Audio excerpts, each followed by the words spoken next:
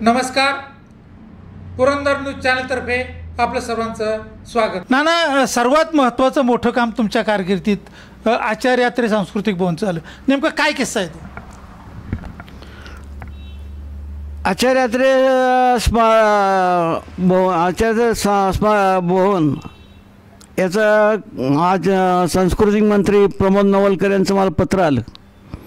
त्यानंतर मी असं त्यांनी सांगितलं बाबा आचार्यांच्या नावाने आपल्याला सभागृह करायची, त्यामुळे मी मुंबईला गेलो, त्यांच्या पुढं ते अहवाल सादर केला सगळा।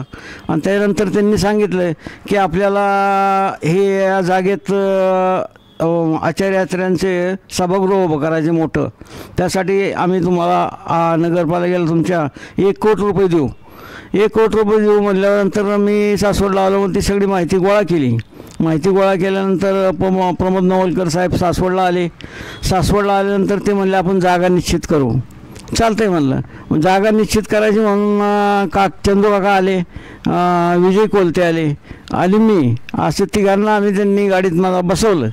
गाडीत बसवल्यानंतर ते म्हणले अध्यक्ष पहिले आपण जागा काकांची बघू। म्हणलं चालेल। मग गाडी निघाली प्रमोद नवलकरांची, कुंजीरवाड्यापाशी काकांनी थांबवली गाडी। ती जागा दाखवली कुंजीरवाड्याची की म्हणलं इथं सांस्कृतिक भवन करता येईल आपल्याला। त्यानंतर म्हणलं आता विजय कोलतेंची जागा पाहू। म्हणलं चालेल। मग विजय कोलतेंची जागा पाहिली, खाली मातंग समाजाच्या खाली आचार्य यात्रे भवनचे आचार्याचे ट्रस्ट जे तिथं, तर ती जागा पाहिल्यानंतर ते म्हणलं आता शेवटा अध्यक्षांची जागा बघू। अध्यक्षांची माझी जागा बघू म्हणल्यावर मी निघालो। आम्ही नगरपालिकेच्या पाठीमागं आलो तर प्रमोद नवलकरांचा 1 पाय गाडीत आणि 1 पाय जमिनीवर, आणि ते मोठ्याने ओरडले सोनं आहे सोनं। आणि अक्षरशः त्यांनी त्या जागेची निवड केली, फायनल केलं, निवड केली त्या जागेची।